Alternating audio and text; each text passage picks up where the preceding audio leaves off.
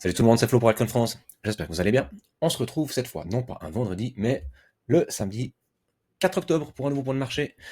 Comme hier, j'étais pas disponible, et ben du coup, on fait ça aujourd'hui. Bref, retour sur les news de hier et puis quelques-unes de ce matin. Il y en a une, s'il faut retenir, et si ça passe, ça va rappeler sérieusement le Covid, c'est l'annonce de Donald Trump qui dit qu'il serait prêt en fait à envisager à relancer des chèques de 1000 à 2000 euros pour tous les contribuables, 2000 euros, 2000 dollars, pardon, pour tous les contribuables américains, financés par les recettes en fait des taxes douanières. Donc ça, on a vu ce que ça a donné pendant le Covid, ça a créé une vague énorme d'entrée de liquidités sur les marchés, parce que les Américains, contrairement aux gens en Europe, ils sont très tournés eux-mêmes vers l'investissement sur les marchés et ce genre de choses-là. Donc ça pourrait être vraiment un incitatif assez dingue si ça devait se faire. Alors pour le moment, on connaît Trump, hein, il lance beaucoup de choses, mais il n'y a pas forcément beaucoup de résultats derrière, on verra. Je suis pas sûr qu'il puisse le déclarer et puis le faire comme ça tout seul sans l'aval du Congrès, enfin je sais pas exactement comment ça se passe.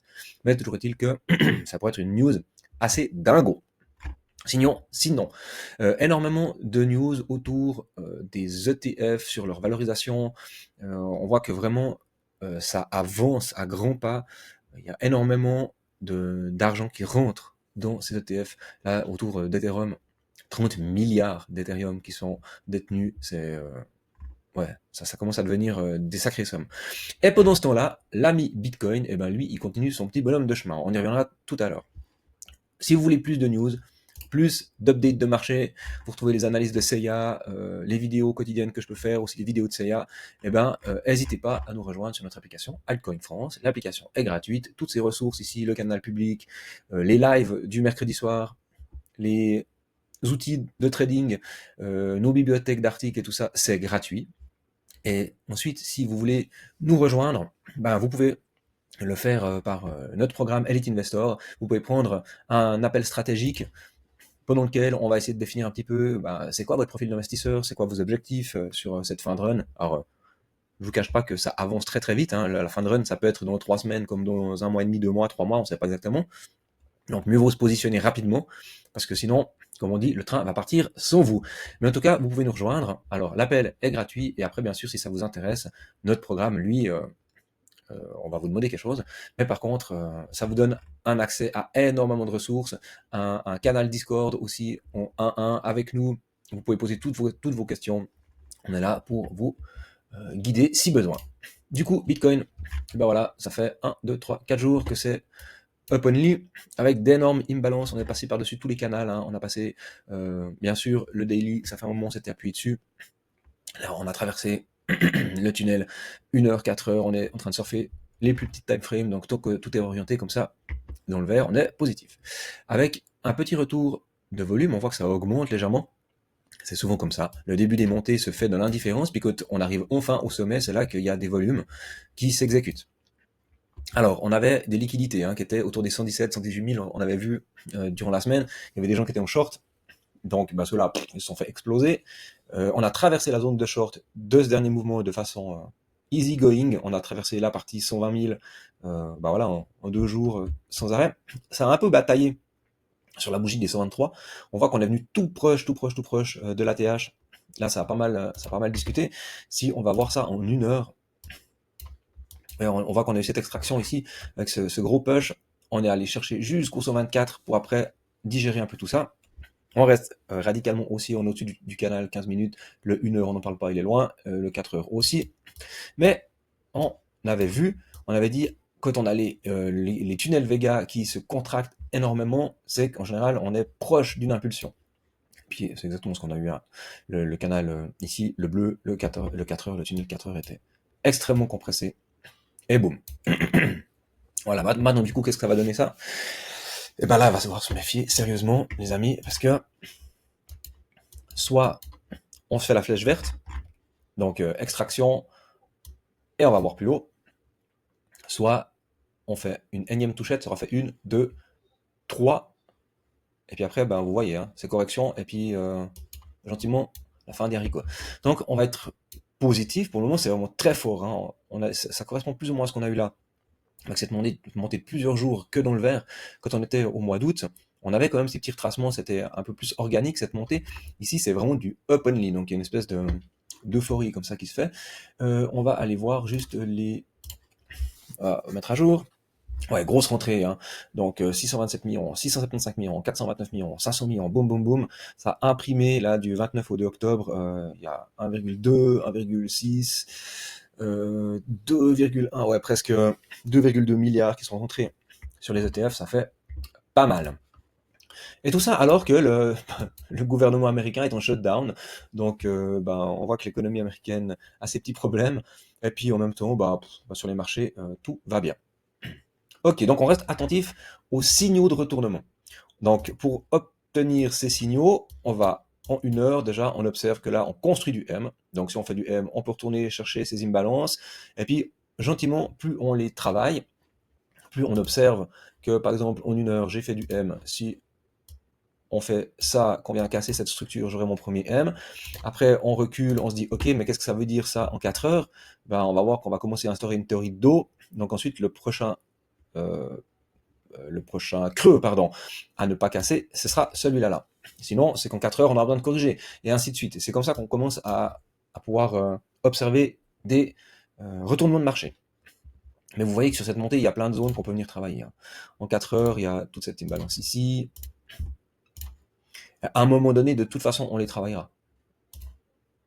Mais ça peut être dans longtemps. Ici, on a notre zone de rechargement, donc ça sera effectivement la zone ultime du mouvement qu'on va revenir travailler. Celle-là, là, je vais l'enlever parce qu'elle est plus valide.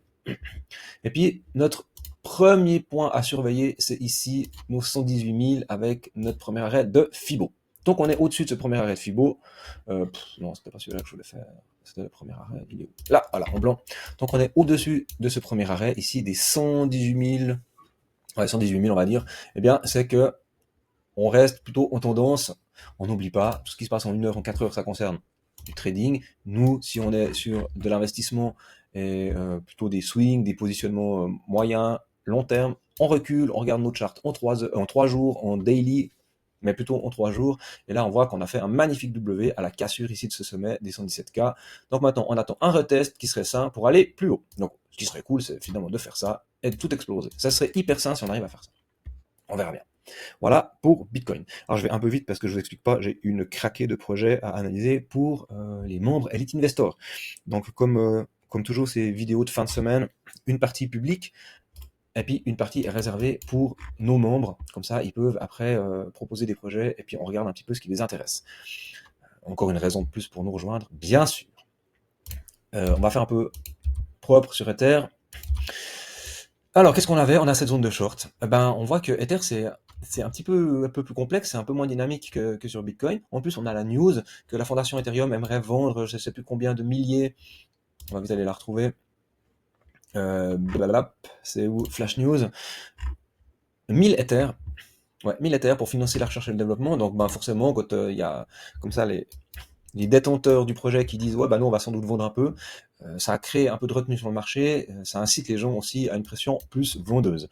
Donc si on va en daily, ok, on a aussi des imbalances à travailler entre les 4200 et les 4200, je dis quoi? Ouais, 4400 pardon, et les 4200. Donc il y a moyen de revenir chercher ces zones-là si vraiment. En plus on est dans la zone de short du dernier mouvement, hein, du mouvement du 12 septembre jusqu'au 25. Donc ce serait pas déconnant que Ether ils reviennent travailler au moins les 4160, 4200 ici, pour après repartir plus haut. Ce serait tout à fait possible. On voit que la dynamique elle est plutôt positive, tout à fait, ouais, ça c'est plutôt bien. On n'a toujours pas énormément de volume. On a moins de volume que sur les corrections, moins d'échanges sur les marchés. Voilà.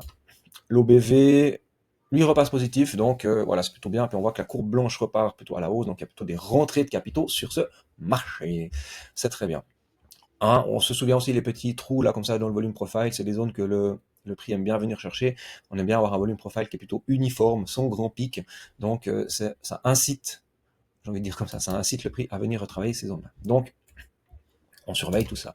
Pour les traders, et les gens qui vont regarder un peu plutôt des petites time frames, qu'est-ce qu'on voit? Clairement, hein, on a cette zone-là, cette énorme imbalance ici à venir travailler.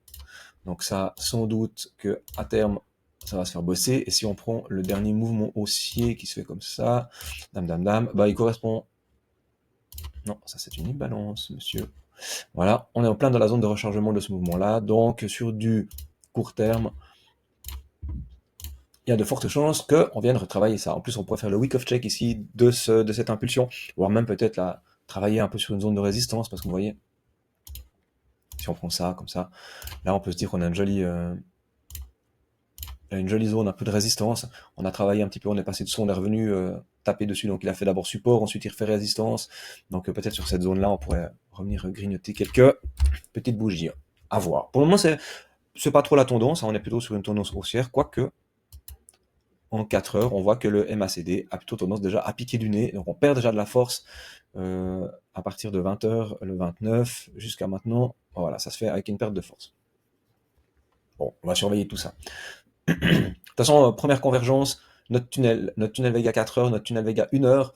Donc, première convergence de prix. Si on doit casser le premier arrêt, ce sera quelque chose par là autour, sans doute. Bon, en même temps, si on y arrive, on ira chercher plus bas, quoi. Bref, on se veille. C'est le week-end. C'est possible qu'une partie des particuliers rentre pendant le week-end, parce que c'est là qu'ils ont accès à leur ordinateur, ils prennent du temps pour aller trader. Donc, un petit FOMO de la part des gens. Et puis ensuite, on arrive lundi. Lundi, c'est un coup de savate dans les genoux, histoire de calmer tout le monde, de sortir tous les gens qui seront rentrés en long sur ces positions-là. Et puis du coup, après, on pourra faire un Monday low avant de repartir plus haut. Ça, c'est possible. Nickel. Dans les alts à voir, aujourd'hui, on va continuer de suivre de près Aster, Aventis, XPL, parce que c'est les projets du moment. On voit que Aster il continue sa poussée. On me demandait si actuellement il y a des points d'entrée. C'est un peu compliqué, hein. On rentre pas sur des bougies vertes comme ça, c'est un peu la merdouille. On attend d'avoir du retracement. En plus, on voit qu'on a de l'imbalance très très fort, donc on a fait un V-bottom avant de repartir. Nous, ce qu'on veut, c'est de la structure. Donc, ce qu'on aimerait voir, c'est plus ou moins ce qui a été dessiné ici en jaune. Donc, revenir chercher un peu plus bas, peut-être la zone des 1,8, des choses comme ça, travailler cette imbalance pour offrir des points d'entrée avant d'aller plus haut. En plus, on voit qu'on arrive en zone de short sans se faire jeter, donc c'est très bien. Petite baisse ici au niveau du volume profile, du volume, donc c'est très bien. Avec un creux de volume profile ici, entre les 1.7, 1.6. Voilà, soyez patient. Et puis si ma foi ce truc qui pète et puis qui part to the moon, on essaiera de chercher du coup des entrées beaucoup plus haut, avec cassure de l'ATH, retest de l'ATH, et puis une entrée en fait en haut de range ou bien en cassure d'ATH. C'est un autre setup de continuation. Mais pour le moment, on n'y est pas. Moi, je reste patient. Je ne suis pas investi dans Aster parce que voilà, j'étais ailleurs. Aventis, les petites flèches jaunes, elles sont toujours d'actualité. On voit que gentiment, on vient construire notre bottom. En daily, ça commence à être intéressant. Aventis, pour moi, très bon projet. On en parle pas mal avec l'équipe d'Altcoin France. On est assez confiant sur ce truc. Franchement, c'est assez carton ce truc. Donc, on va voir ce que ça va donner. Nous, on s'attend à ce que ça pète en tout cas. Mais voilà, il y a eu cette poussée extrême. Maintenant, il faut que ça consolide. Il faut que ça se pose un moment. Peut-être encore 1-2 jours, 1-2 petits W. Revenir chercher un peu de liquidité ici avant de refaire encore une petite phase un peu calme. Et moi, j'exclus même pas que on parte chercher de la liquidité vraiment une fois là, peut-être sur une mèche. Hein. Il suffirait d'une petite news un peu pourrie sur Bitcoin, Ether, puis qu'on fasse juste une mèche avant de réintégrer le range et puis de partir plus haut. Si vous avez de la liquidité et des ordres épuisettes, moi je parierais sur un petit ordre épuisette là-dessous au 0,9, ce serait pas déconnant. Mais voilà, ça c'est les petits ordres qu'on laisse traîner et si on a un peu de liquidité, toujours important d'avoir de la liquidité. Mais bien sûr, c'est pas un conseil d'investissement, vous connaissez. Extra.